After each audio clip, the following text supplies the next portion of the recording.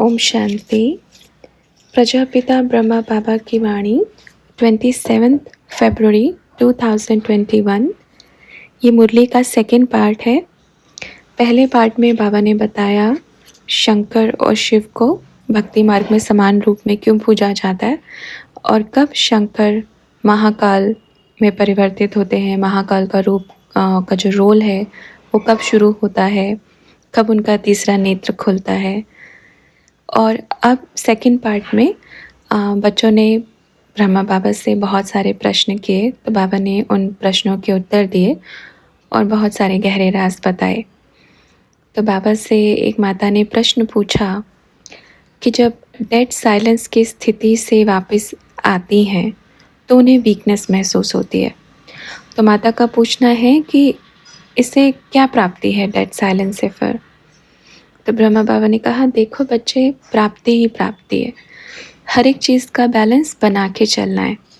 ऐसा नहीं कि आप सारा दिन बैठे रहो डेड साइलेंस में और नीचे काम बिगड़ता रहे। साइलेंस की अवस्था बहुत अच्छी है, वीकनेस नहीं।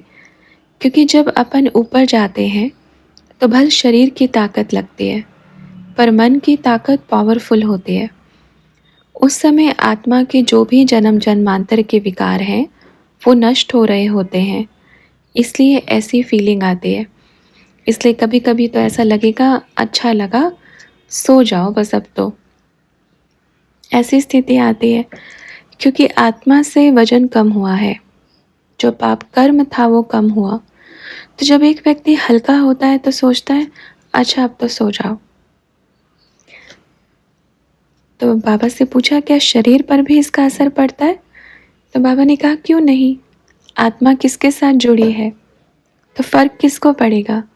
पड़ोसी को तो पड़ेगा नहीं, अपने ही शरीर को पड़ेगा ना। तो वीकनेस क्यों लगती है? क्योंकि आत्मा से वो बोझ निकल गया। वो अगर परम धाम वाली स्थिति, ज्वालामुखी योग वाली स्थिति, बाप की याद वाली स्थिति रहेगी तो आत्मा से एक बोझ निकलता है, एक विक्रम निकलता है, जो आत्मा हल्की होती है। और जब हल्की होती है तो शरीर में भी उस घड़ी वीकनेस आती है। उस घड़ी भल थोड़ा आँख बंद करेंगे, 10 मिनट भल बैठ के 10 मिनट का नींद लेंगे तो जो अच्छी वाली पावर है ना, वापस शरीर में एनर्जी देने के लिए आएगी। ठीक है? क्योंकि देखो, जब सोने में खाद होती है तो भारी होता है, अब उसको अच्छे से जला दो, हल्का हो जाएगा। ऐसे लगेगा उड़ रहा है, उड़ेगा, क्योंकि एकदम हल्का हो जाता है। तो ये साइलेंस की स्थिति होती है। अब आत्मा ने 84 जन्म लिए हैं और 63 जन्मों में कितने पाप कर्म किए होंगे, सारा रिकॉर्ड किस में है? आत्मा में है। फिर बाबा से अगला प्रश्न किया, कई भक्त हैं, उनको मनसा सेवा करते समय चित्र की एक आँख ही दिखती है, तो हम उन्हें कहते हैं कि उस आँखों से आती हुई एनर्जी पर ध्यान एकाग्र करो, लेकिन इसकी सही समझानी क्या दें? बाबा ने कहा, देखो ये जो चित्र बना है ना, उसमें एक आँख दिखती है। बल कोई बात नहीं, अगर वो एक आँख ही देख रहे हैं तो अच्छी बात है, लेकिन एक है मुक्ति और एक जीवन मुक्ति। परमात्मा के वाक्य में 2 नेत्र हैं, मुक्ति का और जीवन मुक्ति का। जो बच्चे लंबा समय तक मुक्ति चाहते होंगे, एकदम साइलेंस की अवस्था चाहते होंगे, तो वो बच्चे भल, हाँ आप बच्चों को भी एक ही दिखेगी, भल कभी कभी बैठ करके देखना। और ज़रूरी नहीं कि दोनों को ही देखना है, आँखों में फंसना नहीं है कि उसको भी देखूं उसको भी देखो, नहीं। आपके नेत्र टिक जावे, बस उसी डॉट को देखो, उसी बिंदु को देखो। ठीक है? अब यही एकाग्रता की सही शक्ति होती है कि आपके पास अब 2 चीज़ें चल रही हैं। आपको एक दिख रही है ना, तो उसको देखो, उसमें सारी शक्तियाँ आ रही हैं। उसमें और भी तो है, भल आंखें देखो, ये सोचो कि मेरा बाबा मुझे देख रहा है। भल वो दोनों से देखे या एक से देखे, मुझे जिसमें रस आ रहा है मैं उसको देखूं। परमात्मा मुक्ति और जीवन मुक्ति दाता है, तो ये सही अर्थ है।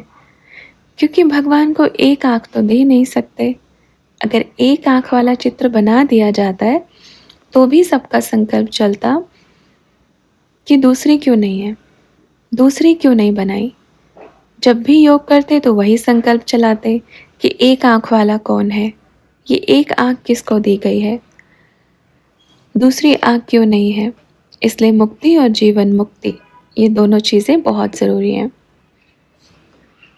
हाँ, अब आप बच्चों को कौन सी में रस आ रहा है, कौन सी चाहिए, अगर हम बोलते हैं एक चीज़ में देखना है तो मुक्ति में जा कर के जीवन मुक्ति में आना, ठीक है।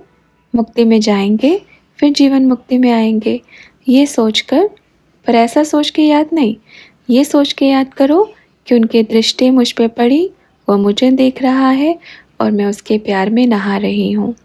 बरसों बरसों से मैं प्यासी आत्मा उसके प्यार में अपनी प्यास बुझा रही हूँ। ऐसे याद करो। आँखों से क्या करना है, चाहे किसी में भी टिके रहो, एकाग्रता बढ़ती रहेगी, ठीक है। ओके। अच्छा, तो फिर किसी माता ने पूछा कि बाबा ने जो लाइट दी है मेरी दोनों आँखों में, उसे मनसा सेवा करने के लिए कैसे इस्तेमाल करूं। बाबा ने कहा एक बात बताओ, सबसे पहली बात कि मनसा सेवा करनी है तो दो आंखें भी मनसा सेवा वाली होंगी, ठीक है। मनसा सेवा माना मन से सेवा। देखो आँखों की लाइट पड़ी है, आई है, आप बच्चों ने किसी किसी को 1 सेकंड आत्मा देखा, उसको ऐसे इस्तेमाल करें। हर घड़ी आत्मा देखने का अभ्यास करें। अगर सच्ची लाइट है तो दिखेगी आत्मा ही। और मन से सेवा करना, आँखों से देखो सामने वाले को और मन से कहो ये आत्मा बड़ी प्यारी है क्योंकि बाप की है। बाप आया है मुक्ति जीवन मुक्ति का वरदान देने, वर्षा देने। भले नेत्रों से देखो पर संकल्प किससे करना है, मन से। ये होती है मनसा सेवा। जाओ बाबा के साथ उड़ो, परम धाम में उड़ो, सृष्टि में उड़ो, सभी आत्माओं को मन की आँखों से देखो और खींचो सबको अपने आप। आँखों में लाइट अपने आप आती जाएगी और दूर दूर से खींचे हुए सभी बच्चे आते जाएंगे। ओके। अच्छा, फिर बाबा से पूछा आपने 7 लोकों का रहस्य बताया, 7 चक्रों का भी वास्तव में शरीर में अस्तित्व है। सप्त ऋषि का क्या रहस्य है, क्या ये अष्ट रत्नों से भी ऊपर है। तो बाबा ने कहा अष्ट रत्नों से ऊपर कुछ नहीं है। सप्त ऋषि भी कहाँ से बनाए बताओ। अष्ट रत्न, जब सृष्टि बनी, अष्ट रत्न का गायन है ना, सतयुग से शुरुआत करो। ये जो कहानियाँ हैं, चक्र हैं, ग्रह हैं, जितने भी हुए आज तक, ऋषि हैं जो भी हैं, ये द्वापर युग से शुरू हुए हैं। सतयुग में इनका कोई मतलब नहीं होता, सतयुग में कोई चक्र नहीं होता है, सतयुग में ऐसी चीज़ें नहीं होती जो भी दिखा दो, 7 लोग दिखा दो, 7 ग्रह दिखा दो, फलानी चीज़ दिखा दो। ज़ीरो होते हैं सब, क्योंकि वहाँ सबके ग्रह बहुत बढ़िया होते हैं, सबकी सोच बहुत अच्छी होती है। हमारी सोच से ग्रह बन जाते हैं, हमारी सोच से फिर चक्र बन जाते हैं।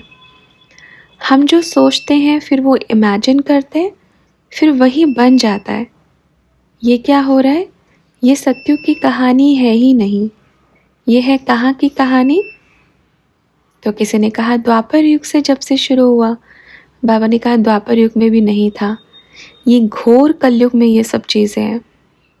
द्वापर युग में भी अपने भारत की साइंस रिफाइन थी, जब भारत के बड़े बड़े साइंटिस्ट थे, जो आज जितने भी बड़े बड़े हैं सब ज़ीरो हैं। ये सब कहाँ से आया, यहीं से आया। इतनी खिचड़ी जो पकाई है ना, यहीं से ही डाला है सब कुछ। 7 चक्र, आत्मा के गुण, ये सब कहाँ से चले आए और उन्हों को ही घुमा फिरा करके कहाँ ग्रह में परिवर्तन कर दिया, कहाँ चक्र में बना दिया, कहाँ सप्त ऋषि में बना दिया, कहाँ क्या बना दिया। ये कलयुग से शुरू हुए हैं।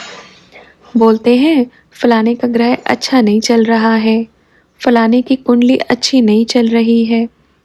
इंसान के मनुष्य आत्मा के कर्म के हिसाब से ही उसकी कुंडली बनती है, उसके चक्र जागृत होते। ये सब कब बनाए हैं? सतयुग त्रेता में इसका कोई गायन नहीं है। सतयुग त्रेता में कोई मतलब नहीं रहता इनका। सब एक बस अपने को आत्मा, आत्मा का एक चक्र जगता है। आत्मा की एक ज्योति जगती है जो कि आधा कल्प जगी रहती है, जिसमें कभी किसी को कोई दुख नहीं मिलता, कोई किसी चीज़ की अप्राप्ति नहीं होती। आज इसमें इतना उलझ गए हैं कि कहीं फलाने की अंगूठी पहनते हैं, इस अंगूठी को पहनोगे तो ये ठीक होगा, ये ठीक होगा। ये सब क्या है?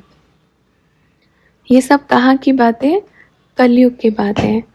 और बाबा इन सबसे ऊपर लेके जाने वाले हैं।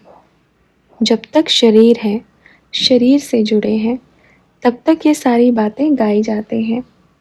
शरीर के बाहर निकल कर देखो, बताओ फिर कितने चक्र हैं, बताओ फिर कितने ग्रह हैं, बताओ फिर किसकी कुंडली खराब है।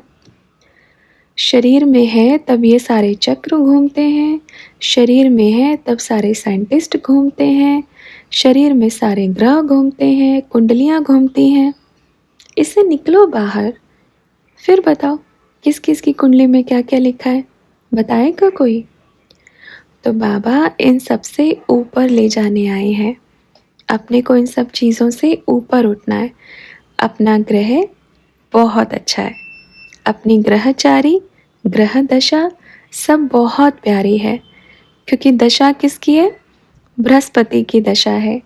और जिसके ऊपर बृहस्पति की दशा बैठ जावे, उसकी सारी दशाएं, ओम शांति, सारी दशाएं कहाँ जाएंगी? Tata bye bye. सारी कुंडलियाँ ठीक। किसकी किसके ऊपर दशा है बताओ? अपना प्यारा बाबा बृहस्पति आया है। आप सोचो बृहस्पति माना कौन होता है? बृहस्पति माना इस सृष्टि में सबसे बड़ा गायन है बृहस्पति का। उसके ऊपर किसी की दशा, जिसके ऊपर बृहस्पति की दशा बैठ गई, जिसके ऊपर वृक्षपति की दशा बैठ गई। बृहस्पति अब हुआ है, लेकिन सही मायने में होता है वृक्षपति। वृक्षपति का अर्थ क्या है पता है? वृक्ष अर्थात पूरा सृष्टि, और उसका पति। उसका पति आप सोच सकते हो, उसका पति क्या है? वृक्षपति। और जो वृक्षपति की छत्र छाया में है, उसका कुछ भी एड़ा टेढ़ा कोई भी ग्रह, कोई भी कुंडली, कोई भी चक्र इधर उधर नहीं हो सकते। पहले वृक्षपति को समझो तो बृहस्पति को समझो। तो ये सब यहाँ के गायन है। सतयुग में ये सब चीज़ें नहीं होती, क्योंकि यहाँ से हम सतयुग में जाने वाले हैं। समझ में आया? सात सात माना क्या? सात सात सात सात, एक सबका साथ मिलने वाला है। मतलब सारे ग्रह साथ, सारी कुंडलियाँ साथ, सारे चक्र साथ, सब कुछ सब साथ हो गए साथ। तो चलें कहाँ सतयुग में? साथ साथ। और सबके साथ कौन है? सबके साथ और अपने साथ वृक्षपति बृहस्पति। इसलिए बुद्धि में फिट करो, जो वृक्षपति के छत्र छाया में है वो साथ साथ है। समझे? अच्छा, फिर बाबा से पूछा, एक आदि रतन ग्रुप ये कहता है कि जो आदि रतन आत्माएं हैं उनकी परम स्टेज ही परमात्मा है। ये बात तो भक्ति में भी कहते हैं, तो इस पे प्रकाश डालें। तो ब्रह्मा बाबा ने कहा, अच्छा तुम खुद के लिए बोल रहे हैं ना, कौन आदि रतन? एक बात बताओ, पूछते हैं, अब बाप के बच्चे हैं, उनकी परम स्टेज ही परमात्मा है, तो फिर परमात्मा की क्या ज़रूरत है? क्या ज़रूरत है यहाँ पर? तो बनाओ ना पूरी सृष्टि को सतयुग, बनाओ पूरे संसार को सतयुग बनाओ। अगर उनकी स्टेज ही परमात्मा है तो पूरे संसार को सी लो, जो टुकड़े टुकड़े में बट गया है, पूरे विश्व को एक करो। है किसी में ताकत? है तो बताओ। चाहे कोई इस सृष्टि में ही कितना भी अच्छा इंसान क्यों ना आ जावे, अज्ञान काल में वो भी इस कार्य को नहीं कर पाएगा, क्योंकि ये कर्तव्य एक परमात्मा का ही है।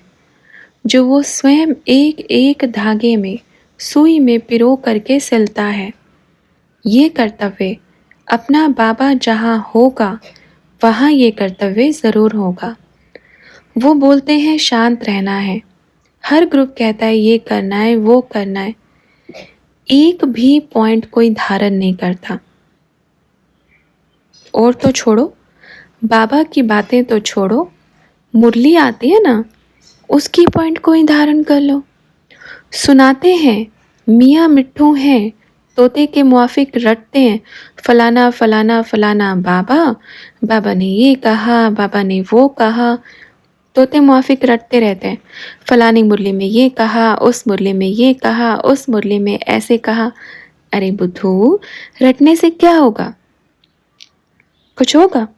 रटने से क्या होगा? वो तो धारण करने से होगा। सुनाकर सुनाते हुए बैठे हो, घर में छोटी सी बात हुई हंगामा, तो रटने से क्या? मुरली रट के बैठे हैं, हम ये सुना देंगे, ये पॉइंट सुना देंगे, किसी भी मुरली के पूछ लो। नहीं, ऐसे बच्चे जो कहते हैं ना किसी भी मुरली की पूछ लो, नहीं चाहिए। अपने को प्रैक्टिकल चाहिए। अभी प्रैक्टिकल में जो परिवर्तन होगा, प्रैक्टिकल में जो अपने अंदर धारण करके दिखाएगा, उनकी ज़रूरत है। रटने वाले तोते तो छोड़कर आ गए अपन, क्या करेंगे अभी रटने वाले तोतों का? सही तो कह रहे हैं। ज्ञानी तो आत्मा का अर्थ क्या है? जो स्वयं में धारण करे वो ज्ञानी तो आत्मा। योगी तो आत्मा जो बाप को बैठकर शांति से याद करे, अपनी सारी कमी कमजोरियों को बाहर करे, वो योगी तो आत्मा। तोते मुआफिक रटने वाले नहीं चाहिए, गोप गोपियाँ चाहिए, सच्चा प्यार करने वाले चाहिए, निस्वार्थ प्रेमी चाहिए। ये ऐसे तो ऐसे, वैसे तो वैसे, जो बच्चे ऐसे हैं जिनको प्यार है, ज्ञान भी है, पर अपने ज्ञान पर अभिमान ना करें। मुरली की पॉइंट याद है, भल याद है। अरे मुरली की पॉइंट आपको याद है ना, वो पॉइंट किसकी है? वो तो बाबा की है ना। आपने याद कर लिया तो क्या बड़ी बात कर दी। ऐसे तो स्कूल में पहली क्लास का बच्चा भी रटता है, अनार, आम, इमली, ABCD रटता है, तो फिर क्या बड़ी बात है? ये ज्ञान को रटना क्या बड़ी बात है? प्रैक्टिकल में जो करेगा, बाप को प्यार करेगा, टीचर की आज्ञा का पालन करेगा, वही नंबर 1 बच्चा आता है ना, वही क्लास का मॉनिटर होता है ना। अब देखो, पढ़ के तो कोई भी सुनाएगा, अनार, आम, इमली, ABCD, एप्पल, सब सुनाएंगे। जब पेपर में लिखने की बारी आती है तो सब चौपट, सब उड़ जाता है। तो ऐसे बच्चों का क्या करेगा बताओ? तो इसलिए तोते मुआफिक रटने वाले बच्चे नहीं चाहिए, प्रैक्टिकल चाहिए। समझ में आया? जो बाहर सुन रहे होंगे ना, उनको भी समझ में आ जाना चाहिए। अच्छे भल अच्छे हैं, ज्ञान है, मुरली की पॉइंट्स याद है, बहुत बढ़िया बात है, पर बड़ी बात नहीं है। बढ़िया बात ज़रूर है, पर बड़ी बात बिल्कुल नहीं है। ये तो आप एक स्कूल के बच्चे को जाओ, वो भी सुना देगा आपको पढ़ के कि मेरी पुस्तक में इतना इतना पेज पे ये लिखा है। क्या बड़ी बात है? बढ़िया बात है, बड़ी बात बिल्कुल नहीं है। और अपना बाबा बड़ा बाबा है, अपने काम भी बड़े बड़े कर रहा है। क्या कर रहा है? बड़े बड़े काम कर रहा है। अपना बाबा बड़ा है ना, तो दिल बड़ी करो, बड़े काम करने हैं, बड़ी सेवाएं करनी है। अपनी एक दो किताबों में फंस के नहीं रह जाना है। हम जाएंगे, ये फलानी मुरली में ये कहा, फलानी मुरली में ये कहा, उस मुरली में ये कहा। सांस तो ले लो पहले। क्या करना है बताओ, क्या करना है? तो प्रैक्टिकल परिवर्तन करने वाले बच्चे चाहिए। अच्छा आप बताओ, किस किस को कितना ज्ञान है? ये देखो, ज्ञान में 0 बैठी है, लेकिन किसके सामने बैठी है? बाबा के सामने। बस अब ये बुद्धि में बिठा लो, कितना ज्ञान है सब में? 0। 0 वाले चाहिए अपन को भी। हाँ भल पहले ज्ञानी थे, भल पर बाप के सामने आकर के बन जाओ क्या? ज़ीरो। क्योंकि सागर के सामने चम्मच आएगी तो ज़ीरो ही बन जाएगी ना। सागर तो सागर है ना। अपना बाबा क्या है बताओ? सागर है ना। तो उसको कहेंगे अच्छा आपने फलानी फलानी मुरली में ये कहा था। अरे उसने कहा था, उसका एक किनारा नहीं है। आपको अगर ये कहा है तो दूसरे किनारे में बैठकर उसने क्या कहा है, तीसरे पर फिर क्या कहा है, चौथे पे चला गया है तो फिर क्या कहा है। कितने सारे किनारे हैं बाप के। कई कई बच्चे तो ये बताएंगे, इसका भी उल्टा समझ लेंगे। अच्छा बाबा के फिर बहुत सारे शरीर होंगे, ऐसे बच्चे भी हैं। आज मतलब ज्ञान इतना सर पे चढ़ गया है कि अपनी बुद्धि में उधेड़ बुन करते रहते हैं। ओके, बाबा के साथ रहने वाले बच्चे, बाप को क्या चाहिए? ज़ीरो, और परिवर्तन में हीरो। ज्ञान में ज़ीरो बनो चलेगा, परिवर्तन में क्या होना चाहिए? हीरो। आपका परिवर्तन ही आपका ज्ञान है, आपका परिवर्तन ही आपकी समझ है, और आपका परिवर्तन ही बाप से प्यार है। ओके, अच्छा और कुछ पूछना है? तो बाबा से पूछा, क्या परमात्मा ने ये सृष्टि बनाई है जैसे इंसान कोई वस्तु या चित्र बनाता है, या यह अनादि अविनाशी है, स्वयं अपनी शक्ति से प्रकट हुआ है? यह ड्रामा 5000 वर्ष का ही है या इसके पीछे भी कोई गुह्य रहस्य छुपा है? इसकी अवधि थोड़ा आगे पीछे हो सकता है? तो बाबा ने बताया, देखो बच्चे, हर चीज़ का एक लिंक जुड़ा हुआ है। परमात्मा ने सृष्टि बनाई ज़रूर है, बिल्कुल बनाई है। परमात्मा का जन्मदिन पता है? कौन सा जन्मदिन था? कितने बजे था? कितनी तारीख को था? नहीं मालूम ना? नहीं मालूम है ना? भाई जैसे वो गुप्त है, ऐसे जो इसने सृष्टि बनाई है ना, ऐसे रहस्य के जो धागे हैं वो भी बहुत बहुत गुप्त हैं। इसलिए इस उलझन में तो बिल्कुल ना उलझें, क्योंकि अगर उसने सृष्टि बनाई है, भल उसने टाइम ज़रूर दिया है। हाँ, भल थोड़ा आगे पीछे हो सकता है, पर बहुत गुप्त भी है, क्योंकि उसको खुद ही कोई उसके जन्मदिन की तारीख नहीं जान पाया। किस घड़ी, किस सेकंड आया, वो नहीं जान पाया। किस पल उसने सृष्टि रच दी, वो नहीं जान पाया। तो ये जो गोल सृष्टि क्यों बनाई है? क्योंकि वो खुद गोल है, और गोल ऐसी चूड़ी बनाई है जिसमें जोड़ नहीं मिलेगा आपको। पर बिना जोड़ के तो सृष्टि बनी ही नहीं होगी ना, क्योंकि परमात्मा अपने आप में ही एक, ऐसा क्या कहेंगे, एक अद्भुत है, एक गुप्त है। भल खुल गया है, पर जितना आप उसको समझने की कोशिश करेंगे उतना ही वो पीछे से फिर और अपने रहस्य के तार ऐसे लेके खड़ा हो जाएगा, क्योंकि अपने आप में ही वो एक ऐसा रहस्य है। इसलिए बड़े बड़े साधु सन्यासी कह के चले गए कि रचता की रचना के आदि मध्य अंत को हम नहीं जान सकते, अर्थात नेति नेति। क्या उन्होंने कोशिश नहीं किया? बहुत तपस्या की इतने वर्षों तक, कि आज कोई भी बच्चा इतनी तपस्या करके नहीं बैठा। फिर जो अपने बच्चे कहते हैं ना, ब्राह्मण बच्चे, जो ऋषि मुनि थे ना, उनको क्या पता? हमको तो पता है परम धाम परमात्मा है, निराकार है, परम धाम में रहने वाला है, सतयुग आने वाला है, त्रेता है, बस इतना सा ही जान लिया। इतने में ही बन गए ज्ञानी ऋषि, मुनि से भी ऊंचा चला गया। हाँ भल, क्योंकि उस समय परमात्मा का पाठ नहीं था, पर उन्होंने कोशिश की। आज किसने जाना है बताओ? इतना ही तो जाना है ना जितना उसने बताया है, इतना ही जाना है ना। कितना? जितना उसने बताया है। जो उसने बताया ही नहीं वो आप कैसे जान सकते हो? कैसे जानते हो बताओ? कोई जान पाएगा?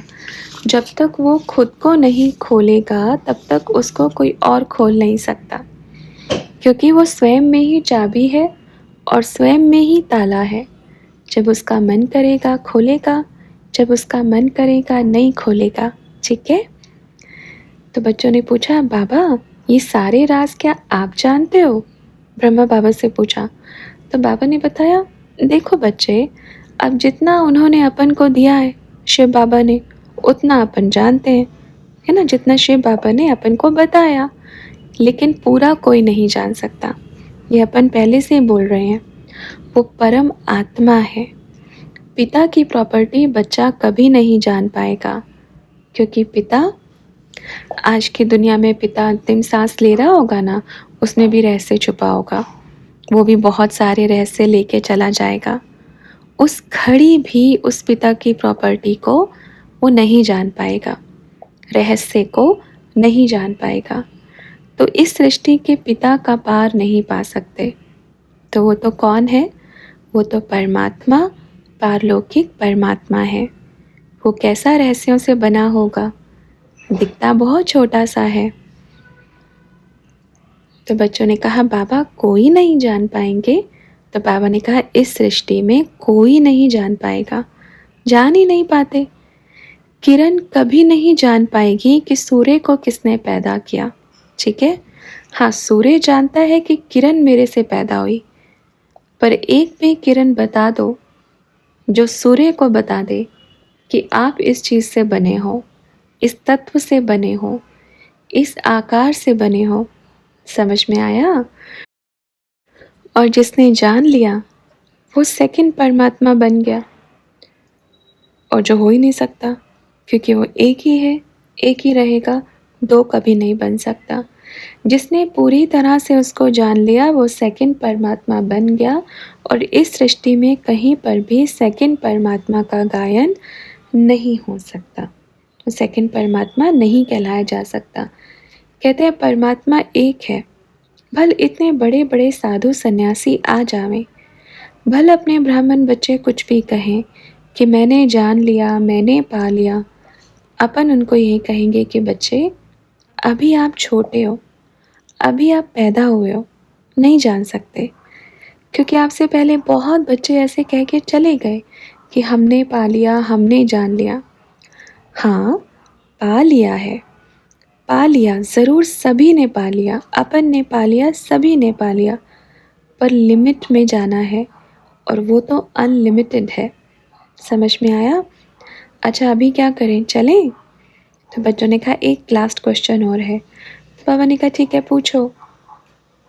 ब्रह्मा बाबा, आप साकार में कहा करते थे मैं श्री कृष्ण बनूंगा, विष्णु बनूंगा, तो बाबा को वर्तमान में सूक्ष्म शरीर में फरिश्ता पाठ बजाने में खुशी मिल रही है, या श्री कृष्ण के रूप में जल्दी से जल्दी जन्म लेने की तीव्र इच्छा हो रही है?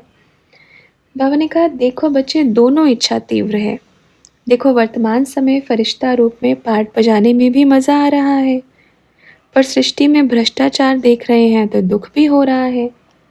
लगन भी है कि जल्दी से बाबा का कर्तव्य पूरा हो जावे और जल्दी से जल्दी अपने परम धाम की यात्रा करें।